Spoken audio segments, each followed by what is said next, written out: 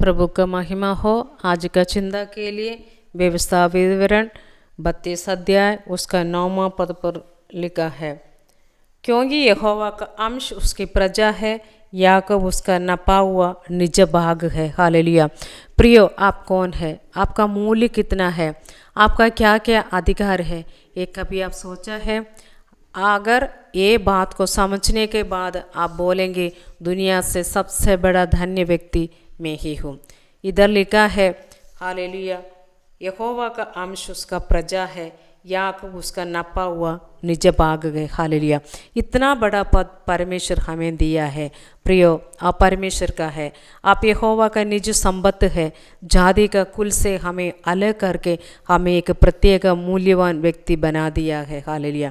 भजन संगीता 73 में आसाफ कह रहा है, उसका 26 में ऐसे लिखा है, मेरे हृदय और मन दोनों तो हार गए हैं, परंतु परमेश्वर सर्वदा के लिए मेरा भाग और मेरा हृदय की चट्टान बना है। हालेलुया। प्रतिकूल का अवस्था में भी हालेलुया आप बोलिए, ये सब को मैं यहोवा के सहायता से पार करूँगा। हालेलुया। वो आसाफ कह रहा है, परमेश्वर मेरा हृदय का चट्टान है। हालेलुया। पहला राजा उसका 8वां अध्याय उसका 51 और 52 वचन में ऐसे लिखा गया, क्योंकि वे तो तेरी प्रजा और तेरा निज भाग है, जिन्हें तू लोहे के भट्ठे के मध्य में से अर्थात मिस्र से निकाल लाया है।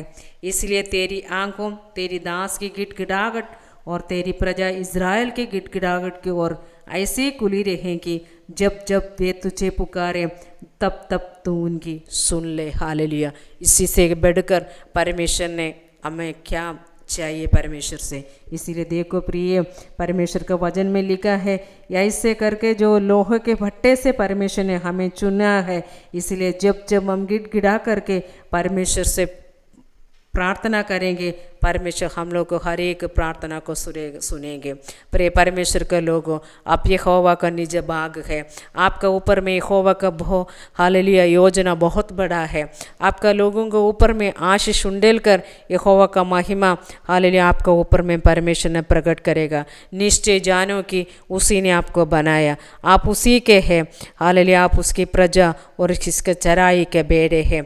कभी शत्रु आपको निराश में डालने के लिए कोशिश करेगा, कभी परमेश्वर का वचन से आपको दूर करने के लिए, परमेश्वर का वचन से वायदा से आपको दूर करने के लिए ऐसे योजना शैतान बनाएगा।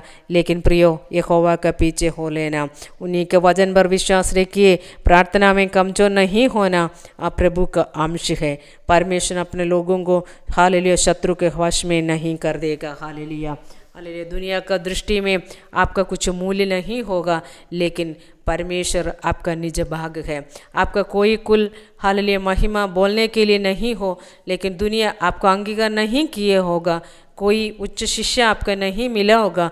निराश नहीं होना, क्योंकि ये सब दुनिया में नष्ट होने वाला है।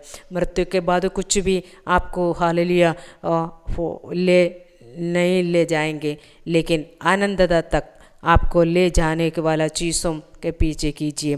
प्रभु का प्रेम, यहोवा का भाई मानना, हालेलुया ऐसी विषय में आप बढ़ते जाइए। यहोवा के बलवंत हाथों में नम्रता से रहिए, उचित समय पर यहोवा आपको ऊंचा करेगा। प्रियो, आपका मूल्य दुनिया से भी बढ़कर है। आप प्रभु का संतान है, आप यीशु मसीह का राज का अधिकारी है। यहोवा अपने निज भाग को छोड़ेगा नहीं। हालेलुया। जय के साथ आपको आगे ले जाएगा, आगे और पीछे अपना दूतगण से आपको रक्षा करेगा।